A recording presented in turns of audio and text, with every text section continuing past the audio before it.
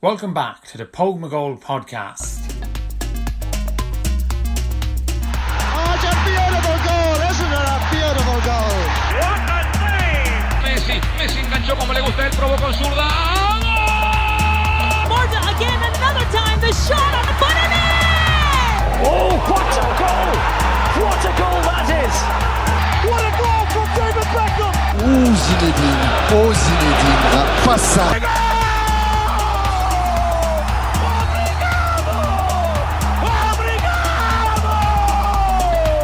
Different class. Different class!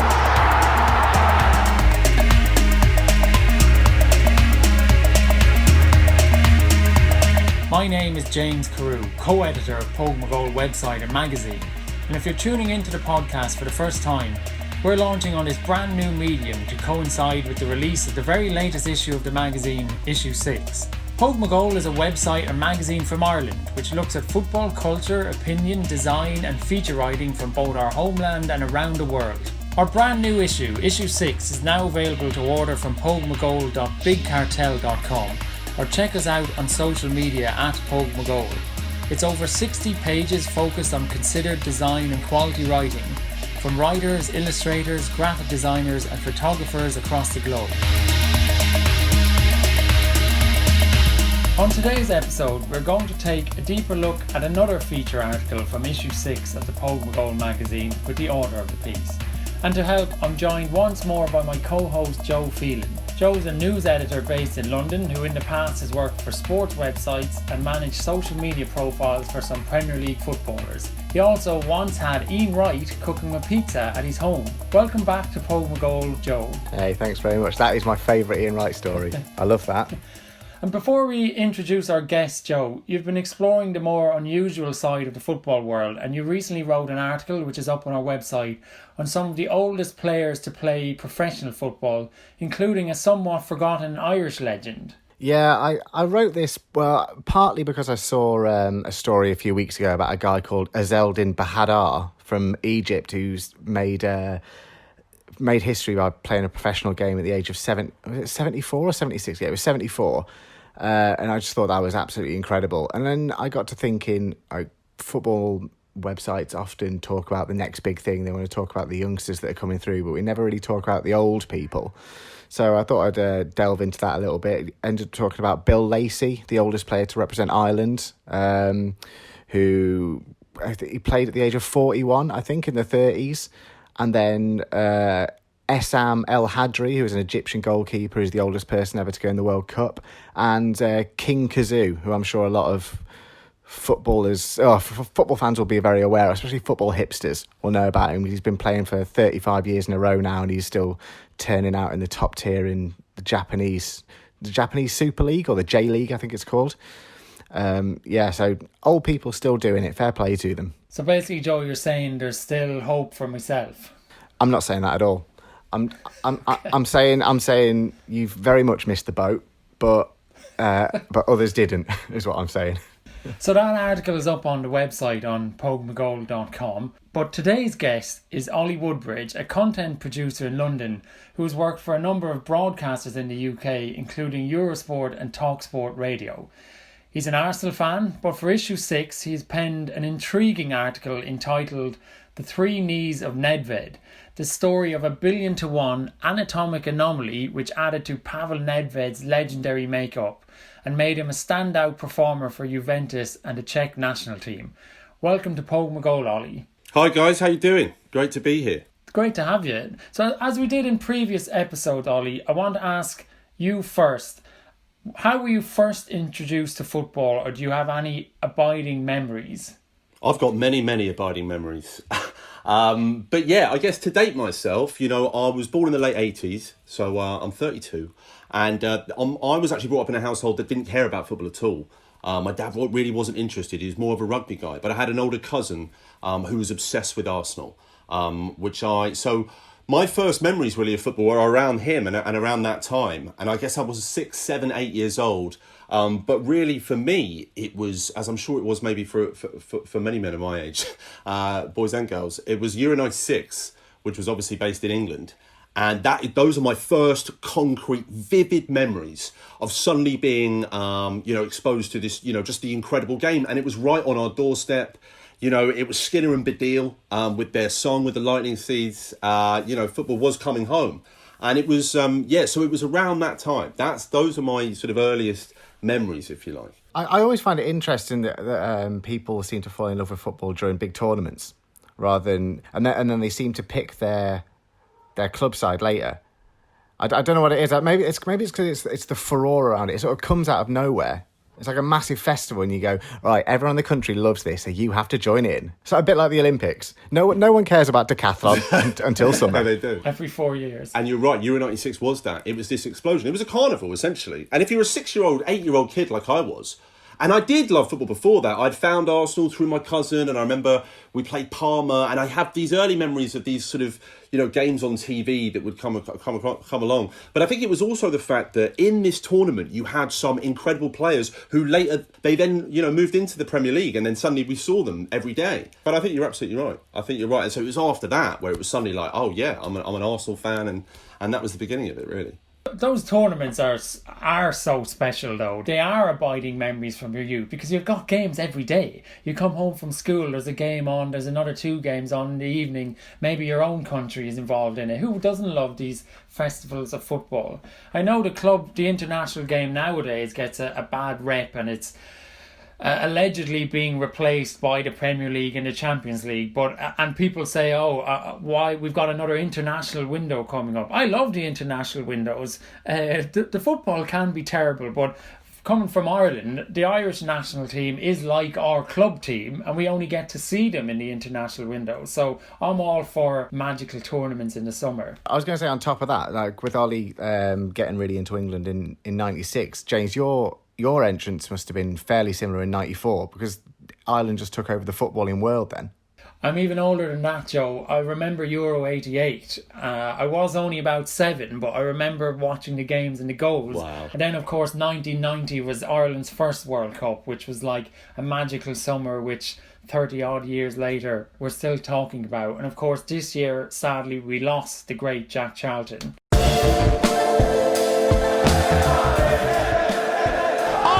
That is one fantastic goal from Pavel Nedved. My name is Nedved, but it can also be pronounced as Medved, which means bear in Czech. The Czech Republic have a lot of exciting young players coming through. Can he get a shot himself? It's in! Germany are European champions.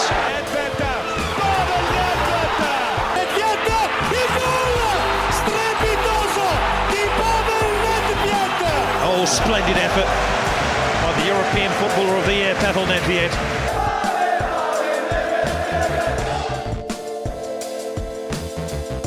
Funny you should talk about Euro 96, Ollie, because it's very much a breakout star of that tournament who was the inspiration for your piece, Pavel Nedved. So what a player he was, but your piece is intriguing because it delves into a certain aspect of his physical makeup. But to start off, you set the scene by talking about Zinedine Zidane was this icon of Juventus team, and he was leaving to join the great Galacticos project in Madrid. Well, I think it's important to have laid the foundation by telling you about Euro 96 because Nedved was one of those players. And actually, what I remember from watching one of the spurious group games, I think it was Czech Republic versus Italy, and I remember vividly the commentary saying that the Italian team would know Nedved because Nedved plays in Italy. And I remember that being really foreign to me. I was like, hold on a minute. Obviously, being only 8 years old, I was like, surely everyone plays in their own country. No players would sort of move around. So that was kind of new to me. It was, again, Gascoigne, an England icon. But he played his domestic football in Scotland, and now he was playing against Scotland, against players he was obviously very familiar with. That I remember being a running theme. Anyway, so Nedved sticks in the mind. Czech Republic get to the final, they lose to Germany, and he was incredible. And he was really young in that tournament, but he stuck in mind. He wasn't a player that came over to the Premier League, but at that time, I don't know if you remember, but Serie A was huge. Like, he was arguably the biggest league in the in Europe, and the Premier League was still some way behind, and he was Yeah, he was amazing. And so anyway, so I learned that he played for the Lazio team at the time. I'll be honest with you, Nedved went on to have, an illustrious career, but he didn't come to mind for me until maybe a few years ago, thinking about this article, thinking about this story, which I'd known for a while. When I realised that he won the Ballon d'Or. I remember that he'd won the Ballon d'Or, and that's what made Nedved so significant, because of how coveted that award was. He was the best player in the world in a year when Thierry Henry had scored 25 goals and 20 assists, like for Arsenal in the Premier League. Nedved pipped him to the post. That's how good this guy was. So really setting the scene was just to say that Zidane was a huge icon. He made this huge move to Madrid, and that actually was the linchpin to tell the story. But he was such an icon, and that was such a hole that he left behind at Juve. And they decided to spend almost to a penny the Zidane fee, and they spent it on Nedved. But it's also the story and the circumstance, how he joined Juve and how he dominated Italy for 8 years in the Serie A. We would watch it on terrestrial on Channel 4 every weekend because it was on TV, so you get to see this guy, and he was dominant. Joe, do you remember watching Nedved? I think I remember watching players of Nedved's ilk, and probably even Nedved as well, because growing up in that era, I was going to mention this earlier about finding love for those early tournaments. It's because you'd see countries and you'd see players that you had zero idea about. Like, there could be a player who would just play in Euro 96 who was similar quality to Mbappe, but you'd never heard of before. You didn't have YouTube clips, you didn't have podcasts, you didn't have Sky showing 1,000 games a day. So players like that could just jump on the scene out of nowhere. And I remember watching Gazzetta Football Italia on Sunday mornings on Channel 4, and I used to watch that all the time. And Nedved was clearly one of the stars of that. And I don't remember him specifically, but I remember a lot of players like that just wowing me just with what they did, because they were so much more technically proficient than Premier League players. And also because you only saw that in highlights packages. It looked like everything they did was perfect. Exactly. Like, none of these are doing a foul throw-in. All they're doing is scoring from 40 yards every single day. Like, how good is this league? And I think they just took on sort of an allure. Like, they were almost mythical growing up. Like Del Piero was the same, and like early days of Totti. I think you're right about the tournaments. You'd see these players you'd never heard of, but invariably Harry Redknapp would try to sign them. But in preparation for this episode, it was an absolute pleasure to go looking at highlights of Nedved on YouTube. Oh, wow. What a player. What a player. I mean, every goal he scored seemed to be a volley or a half volley. It's a pure treat to watch him. But before we speak about him, I think you can't talk about his time at Juve without talking about Zidane, Ollie, and just how big a player he was and what he went on to do at Madrid and what a hole he was going to leave in Italy. Talk about, Joe just mentioned mythical. Zidane was that. Zidane was the best player, arguably, one of the top 5 players to ever play the game. But at the time, he was the best player. And for him, again, because Joe said it, like, we did have Football Italia. I was conscious of Zidane. I knew who he was. But when he arrived at the World Cup in Paris, a bit like when we had it in London, that was what it was like for France. And that team, that was the beginning of that team. And he scored 2 headers in the final. And for a lot of us, that was like, who is Zidane? Who is this guy? Looks like a monk, but he moves, he was just... He moves like a ballet dancer. Well, his athleticism was unbelievable, and it was his control and his poise. It's a bit like how Federer is now, these guys who are just savants of the game. For Zidane, I think what you need to understand is just how long his career was, and it really kind of is broken up into, obviously he initially played for Bordeaux, moved to Juve, relatively young, but what he did in that time was incredible. And what he won very, very quickly. It's at a relatively young age. He looked quite old, but he was young, almost the entire time. He was in his relative youth before moving on. And I think for me, his most iconic moment is probably not even from the World Cup in '98. It's actually from in Scotland when he played Bayern Leverkusen in the final in 2001. And there's a ball that comes over, and everybody knows this goal. But I think it's hard because Joe just alluded to the grainy footage that you get. That really was on ITV. That was something where, that was a showcase. It was on terrestrial, and this guy would do it every time he played in the Champions League. That's who this guy was. That's why Madrid had to pay the money they did, which at the time was exorbitant. It was just It's just money that you've never heard of. But I think it is worth understanding the challenge that lay before Juve in replacing a player like that. Somebody who the fans, especially in Italy with their fan base and the curva, such as Juve have, they're unforgiving and they're unrelenting. And Juve managed to pick exactly the right person at exactly the right time. But I think if anybody had asked you at the time, is Pavel Nedved going to win a Ballon d'Or over Zidane and the likes of players like Thierry Henry just 2 years later after winning a Scudetto and so on. And he's the vice president of the club now as well. In terms of his cultural importance to them is unbelievable. But I'm curious if Zidane was as important to your sort of football encyclopedia. You make a comment in the piece, the comparison with Nedved and Zidane, how they were aesthetically unusual, which I think was a great point. Joe, you said Zidane was like a ballet dancer, and he was. There's kind of a running phrase, great feet for a big man. He did have great feet for a big man. He moved like a dancer. He could head the ball. He was graceful. He had this kind of smouldering expression. My claim to fame is that I met him. No way. I was in his presence. Wow. You're marking him. Yeah. As a teenager, I won a competition to go to the World Cup, and I was a FIFA Fair Play flag bearer at the quarterfinals in '98, France and Italy. Oh, so lucky. So I was in the tunnel where the teams came directly behind us. So I was in his presence like he was a matter of feet away from me. And you kind of got this idea that you were stood in Zidane's presence. Later, I got to live in Madrid during the time the Galacticos project was kind of in full swing while Beckham was there. And we got to watch them in training and to just see Zidane like banging in free kicks from 30 yards. Zidane was very much, as you said, one of the great players and will go down as one of the great players of all time. I think Zidane is potentially, I wouldn't regard him as the best player I've ever seen, but he is the player that I would most like to be. I think Messi is the greatest, and then closely followed by Ronaldo. But when you watch Zidane play, it's almost like he would never have had to cultivate that talent. He was just born with it, and he just steps on the pitch and go, oh yeah, I'm really good at this. And to a slightly lesser extent, Cantona was the first person in the Premiership that I saw like that.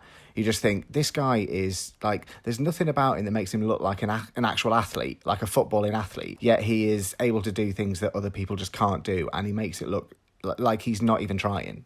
So we've waxed lyrical about Zidane, but this is about his heir at Juventus, which was Pavel Nedved. And Ollie, as you rightly said, like he went on to become an absolute legend at Juve. But your story is about the physical anomaly. I think you're right in the piece, there was a 1,000,000,000 anomaly of his physical makeup. So tell us about that. Yeah, so essentially, and this is something that people had heard, but we didn't know too much about, and I only later found out after investigating it, if you like. He has essentially 3 parts to his knee, on both knees. So where most of us have only 2 at the patella, it wasn't found out until he actually moved to Italy. So when he moved to Italy in the mid-90s, at the same time as Zidane, funnily enough, it was found by doctors that you have this kind of physical anomaly. The main thing, I think, that at the time, it gave him this kind of superhero, again, kind of mythical present, because you'd heard this story, but it was never, I don't think, ever proven that there was any sort of direct correlation to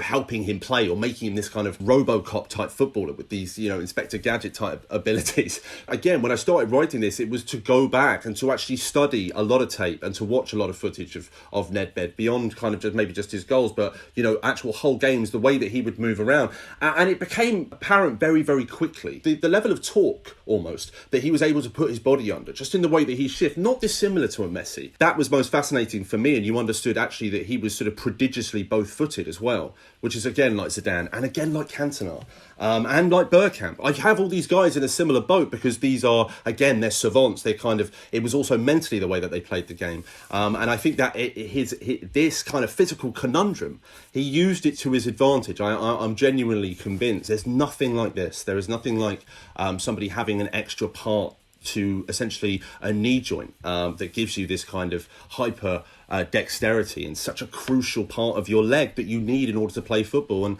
And for me, it was his lateral movement. The guy was able to move laterally across the pitch and, incredibly fast. So you're not saying that this physical aberration in his knees was the sole reason he was the player he was. You've described his physical makeup, how he would move on the pitch, how he would turn on the pitch, the fact he could use both feet. If you do go back and watch his highlights of him, there is a bit of a similarity with Messi, actually. This kind of close control or low centre of gravity balance, the way he moved. But it had to have had a bearing. 100%. I think it's in his movement as much as it is in his ability to... Actually, durability for him was an issue towards the end of his career. He did miss quite a few games. As I say, his knees sort of let him down in the end.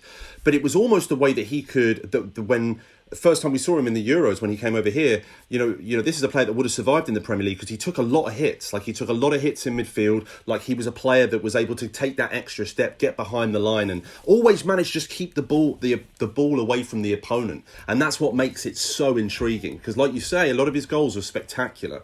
Him standing outside the box, the ball coming out from a corner, say, half volley off the bounce. Like, that's so hard to do.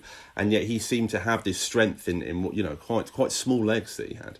I think players like Nedved as well, players like him have massively influenced the type of footballers that I like watching now. So from a Spurs perspective, people like Modric and Van der Vaart, and to a lesser extent Christian Eriksen, they all had similar attributes. Like, they were low centre of gravity. They had this ability to sort of glide over the pitch. Like, they always seemed to know where the ball was going to be.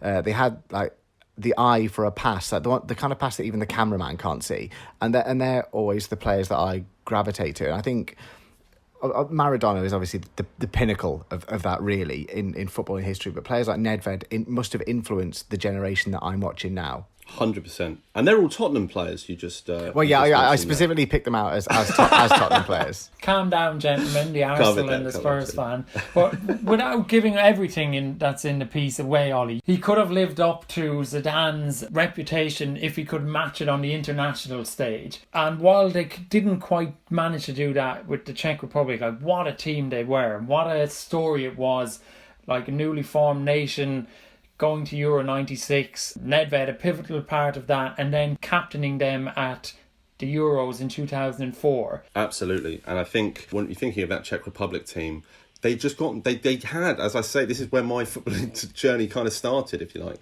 with you know, from Euro 96, they were in the final. They lost to Germany in this heartbreaking golden goal. Point being is that Czech Republic had heartbreak on the international stage, and you know, and the core nucleus of that team, names of which, you know, did become household names over here. I say household names. Karol Poborski, you know, obviously played for Man United. I think everyone remembers him. He scored this incredible lob. I think it was at Old Trafford.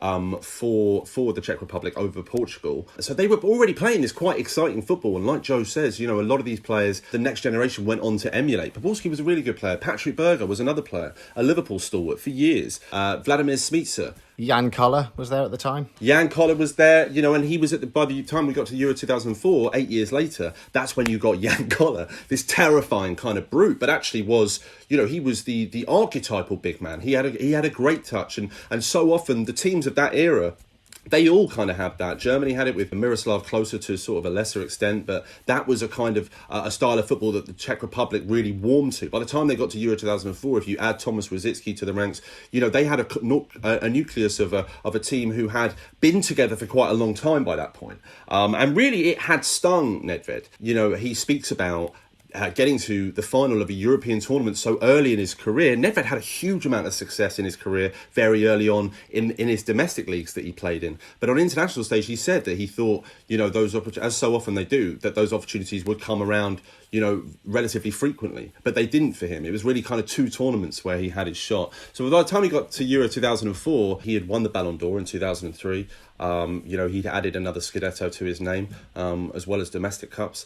And he was at the peak of his powers. He was at the peak of his powers. And so often tournament football, world tournament football works. You know, World Cups are won often by teams who have, you know, a talisman. But actually, Czech Republic had a few of them. When you're talking about iconic Czech footballers, he's right up there to top the list. It's a fantastic article, Ollie. It's brilliantly written. It really brings to life the impact he had, especially in Italy. It's also spectacularly illustrated in the magazine by the Japanese artist Kazuki Yamada, founder of the Tokyo-based brand City Boys FC. So I urge you to check it out in the magazine. What I love about, it's not in your piece, but in the research, what I loved about Nedved is he actually went home to play for the team in his village in the Czech Republic, who were operating in the 7th level of Czech football, because the club chairman said it was his dream to play alongside his son, which I think is a great story. And the fact that he's become an administrator at Juventus,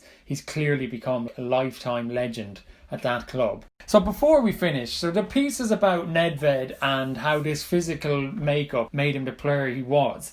And there are examples of other players like that. The obvious one being Messi, and when he was taken to Barcelona as a child to have that operation. So what is it about a player who's not the perfect physical specimen, who might well have been, especially in this day and age of high-tech medical examinations, might have been cast aside because they weren't this ideal of a football player? What do you think it is about someone that's that bit different that goes on to be a standout player? I think, when you're looking at other examples of players, not just footballers, but, any athlete that has physical abnormality, if you like. In the terms of Nedved, it never hindered him. If you're looking at other examples of players like this, and I know a few, and actually when I was writing this story, I remember coming across them.